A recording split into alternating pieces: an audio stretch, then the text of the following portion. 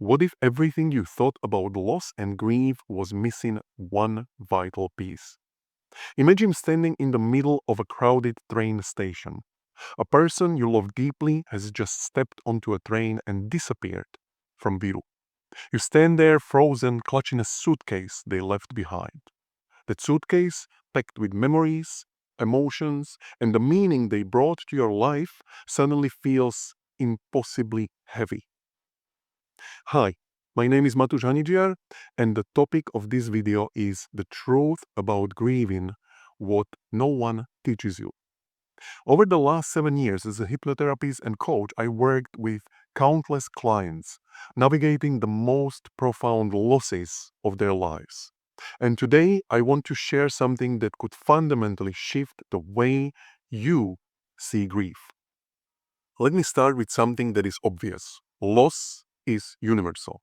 We all face it, whether it's the death of a loved one, the end of a relationship, or even shattering of the dream. The grieving is individual. And what separates those who transform their grief into power from those who feel stuck in pain? I believe the difference lies in this realization. Grieving is a skill.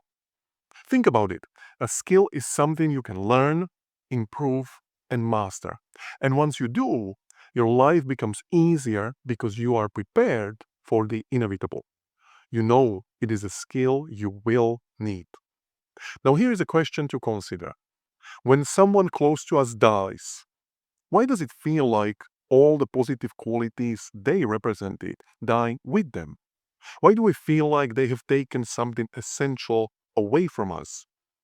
When someone close to us dies, it often feels like all the positive qualities we admired in them, kindness, strength, love, vanish with them. We grieve deeply because we believe they took those qualities with them, leaving us feeling incomplete. But here is a thought to consider. What if that same person was seen by someone else as a source of negativity, perhaps even a sworn enemy, representing traits like cruelty or stubbornness? For them, the person's death might feel like a good riddance. Now, if that's the case, did those qualities, positive or negative, actually reside in the person who passed away? Or is it possible that the qualities we associate with someone are projections of our own perspective? Could it be that these values were never truly theirs, but instead were reflections of what we admired, feared, or misunderstood? This is where we often get stuck. We externalize these values and tie them to the person, making it seem like their absence creates a void. But in reality, these qualities were never outside of us. They were within us all along.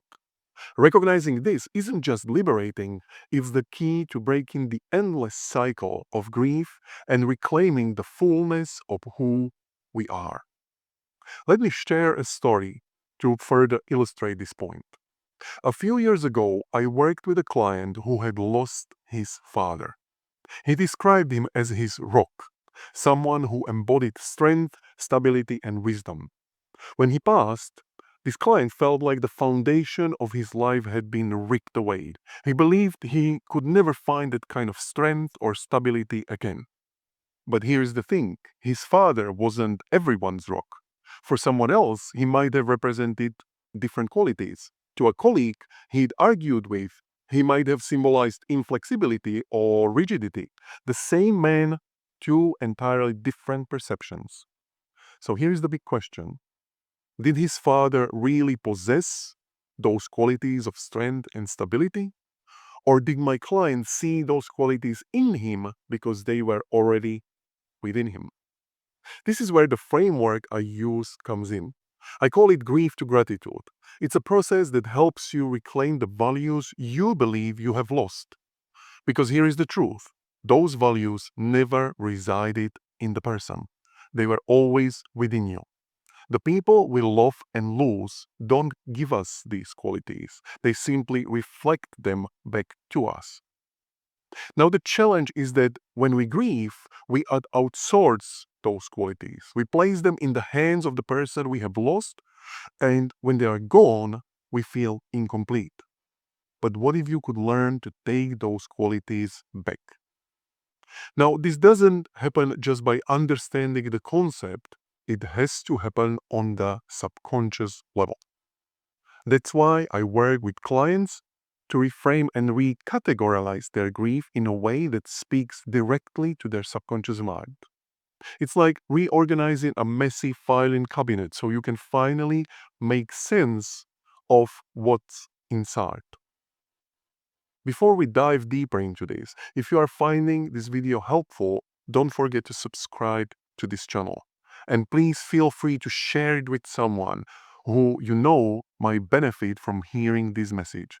It could be the first step in their journey from grief to gratitude. Thank you very much. Now let's go back to the train station metaphor. Imagine you are still holding that heavy suitcase of memories and emotions. The weight feels almost unbearable. But then you realize something. The suitcase doesn't just contain memories of the person you have lost. It contains the very qualities and values you admired in them. Strength, love, and kindness, whatever they represented to you, is right there in the suitcase you are holding in your hands. But here's the twist. That suitcase is not meant to stay closed. When you open it, you see those qualities reflected in yourself. You realize they have been within you all along. This is why grieving is a skill. It's about learning to recognize and reclaim what you think you have lost. It's about transforming the pain of absence into the gratitude of presence, because those values don't vanish when someone dies. They live on inside you. Think about this. Some people grieve for years, unable to move forward. Others, faced with the same kind of loss, find a way to honor what they have lost and use it to grow. The difference isn't in the severity of the loss, it's in how they process it. One of the most powerful tools I've seen is the shift from "why did this happen to me" to "what can I learn from this?" This shift doesn't minimize the pain, but it helps you move through it with purpose. For example, when you lose someone, you might initially feel like life is unfair, like you have been robbed.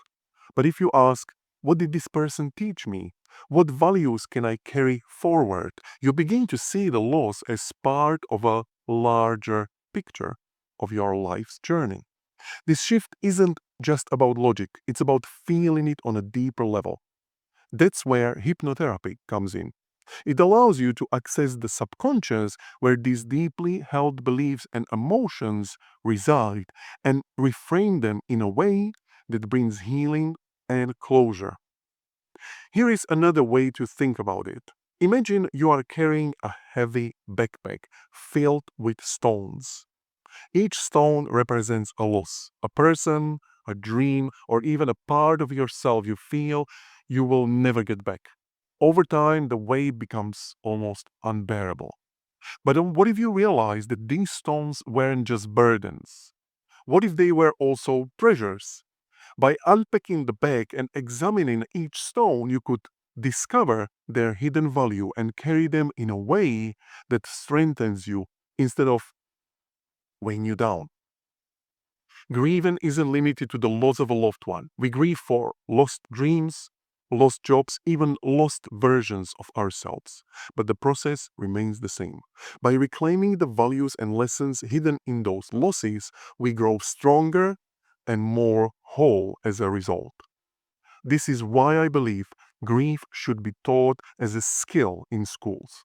Imagine if children learned early on that loss is a part of life, but it doesn't have to define them. Imagine a world where people approach grief not with fear, but with the tools to transform it into something meaningful. So, what do you think? Does this resonate with your own experiences? Let me know in the comments below, and don't forget to subscribe for more videos like this. Thank you very much for watching, and please remember, the values you think you have lost have been within you all along. Take care, and I'll see you in the next video.